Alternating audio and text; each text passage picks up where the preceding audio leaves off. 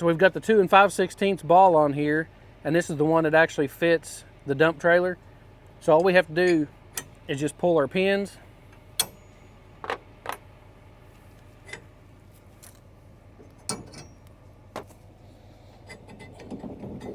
And then I'm just going to flip over to the 2-inch ball.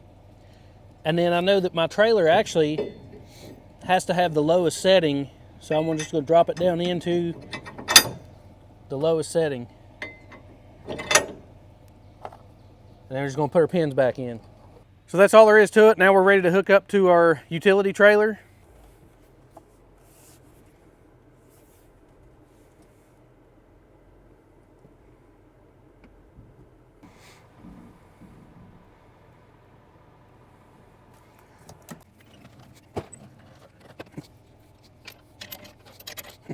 So we got hooked up, so let's head to South Webster, Ohio to go pick up our equipment. Well, we made it down here to South Webster at the tractor shop, and we're down here in their lower lot right now, but you can see all the farm equipment that they have here. They got tons of rakes and tedders and mowers. They've got these in Rossi disc mowers here that are just really nice. And it's hard to tell when you look at pictures of this stuff how nice this actually looks, because he has postings on Facebook and stuff all the time of their pricing and what they have in stock. And you know, it's hard to tell how well these things are actually built, but they look really good whenever you're looking at one in person. So let's take a look at what I'm looking at buying. My plan is I'm going to get one of these drum mowers. So disc mower is a little bit too much for me right now, so I think I am going to get a drum mower to replace my sickle bar mower.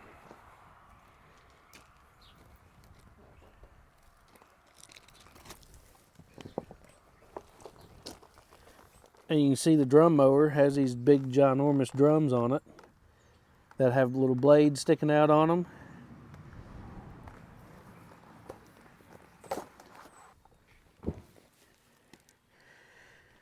So as we go and I get this stuff loaded up, I'll give you a lot closer look at it. Man, he's got so much equipment. I believe this 210 back here is a 7-foot drum mower. And this is the one I'm looking at right here is the BDR-185, which is a 6-foot 1-inch cut. I think that's going to work okay for us. It's a little bit smaller than a sickle bar mower. As you can see, he's got plenty of these things in stock. And he's got some of these giant batwing mowers. If you've got some serious field to cut, then these things right here will do it.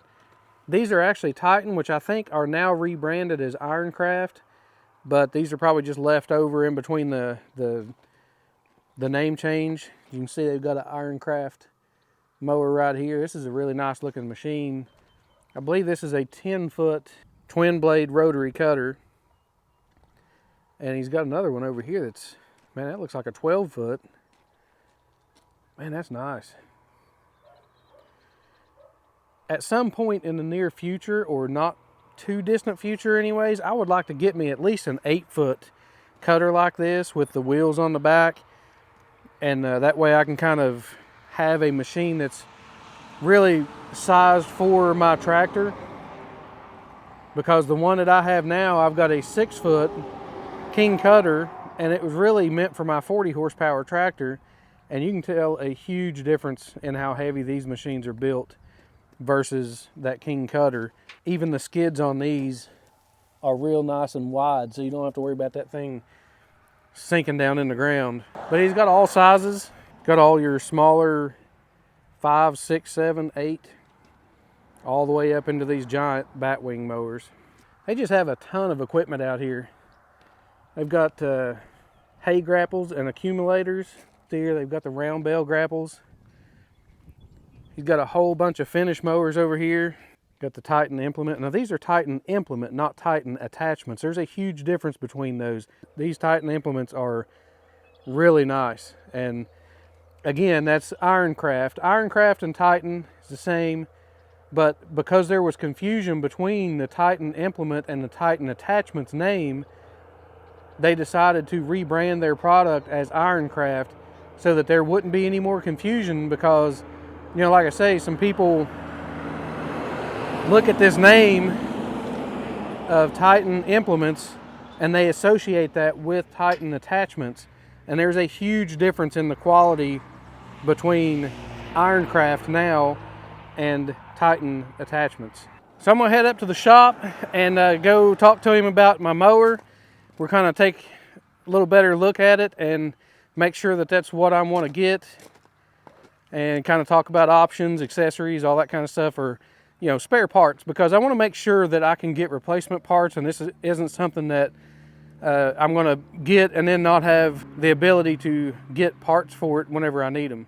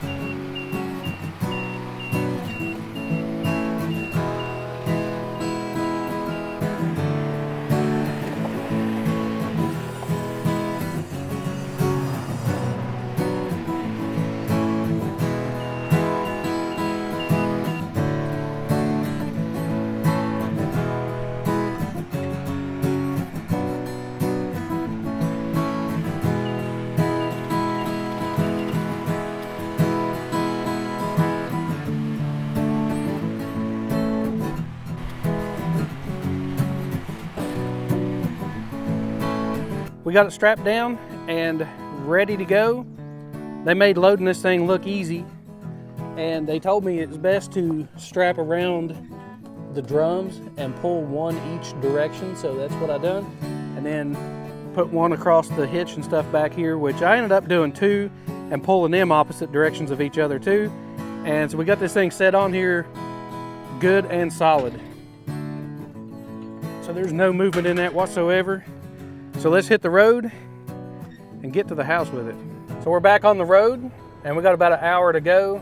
Man, I tell you what though, every time I go down here to the tractor shop, I learn a little bit more about what and all they carry, and, you know, the way that they do business. You know, I always talk to Ron, he's the owner there, and you know, he just does a good job. He knows his stuff. If you got questions, then he can answer those questions for you. This particular mower, I asked him about parts and stuff for it, and he said they've stocked pretty much every part for those machines. You couldn't ask for more than that from a dealer, because then if you're out in the field and you break something and it's not something that you can just go ahead and repair right then, you can rely on your dealer of having those parts in stock to be able to get fixed up and get back to you know, cutting hay or whatever you're doing.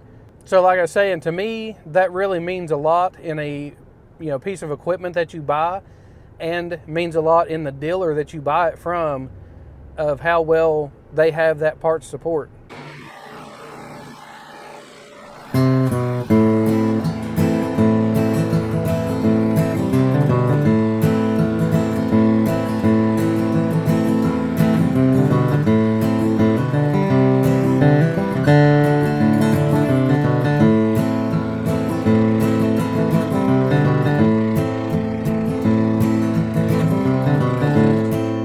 So I'd like to be a little bit prepared before I get to mowing day, because, you know, I want to go ahead and hook it up now, see if there's any things that I need to know, make sure everything works right.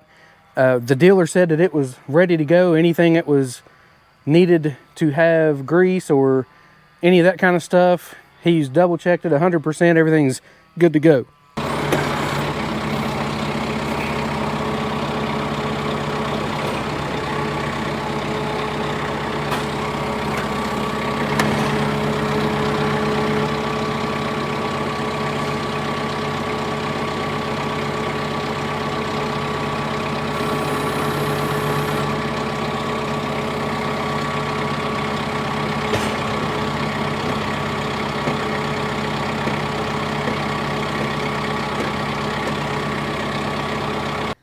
So this is the Tar River Implements BDR-185, which is a 6 foot 1 inch cut, and it does have the hydraulic lift on it. So that makes it extremely easy to put this thing in transport mode.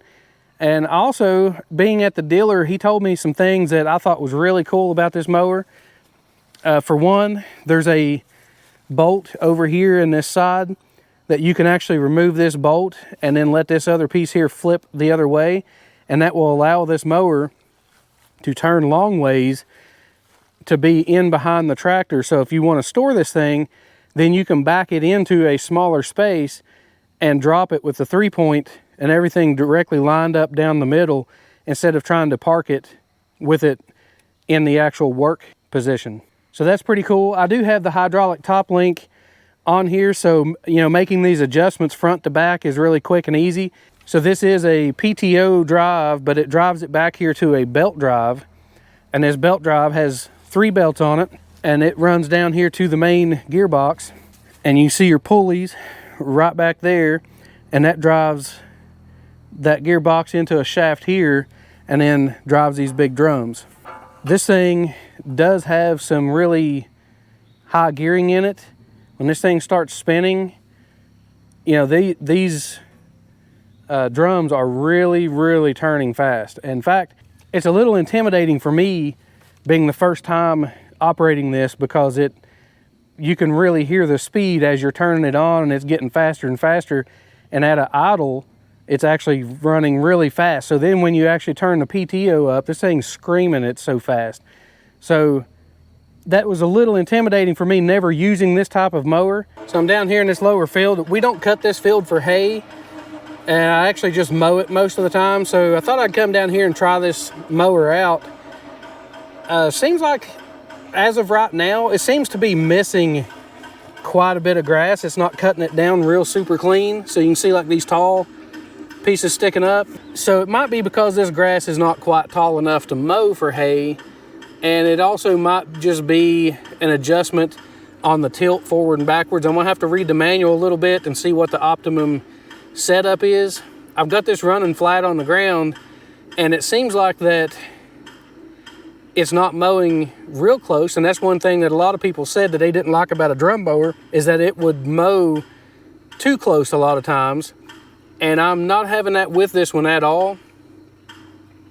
So I might just need to adjust my tilt on it just a little bit.